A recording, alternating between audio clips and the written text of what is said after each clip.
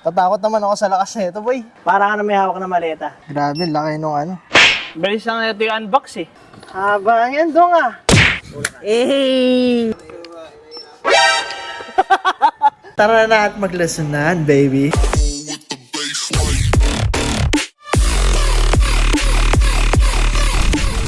Alright, so yung pangatlo nating i-release and i-offer dito sa Motor EVP is si Bigode Master 4. Tara na at buksan tong beautiful machine. Bilis lang na ito yung unbox eh. Okay, meron siyang kasamang high pressure pump, air pump. Allen screw. Allen na tinusok.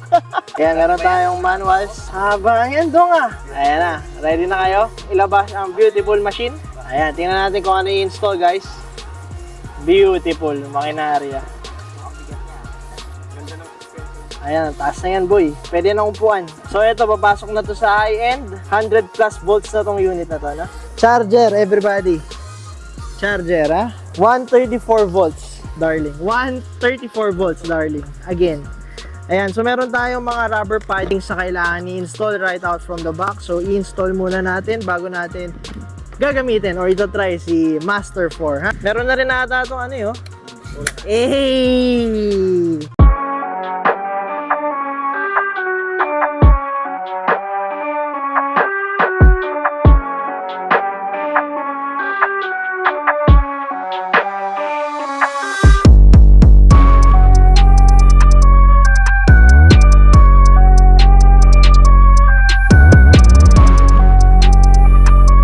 So, tapos na ang assembly.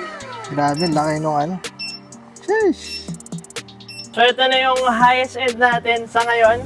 Bigode Master 4. Okay, 134 volts electric unicycle. Para ka na may hawak na maleta. Yan mo boy, malapit na sa hita ako boy. Napakalaki na ito, 20 inches yung tires. No? So testingin na natin. Kailangan ko ulit ng assistance. Hey! Ayun! What's up boy? Siyempre, yung mga itong upuan eh, oh. So kung te-training kayo, kailangan nyo rin ng dalawang tao. Tatakot naman ako sa lakas nito, boy. Okay.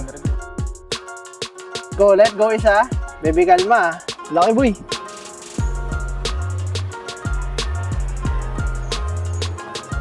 Okay. Beautiful machine. Definitely mas mabilis i-control pero mas mabigat to, no? Dagdagan natin ng hangin, sabi ni Juan. Pinatong puwan to eh. Pwede na. Hawak ulit ako. Pabalik. Sa base.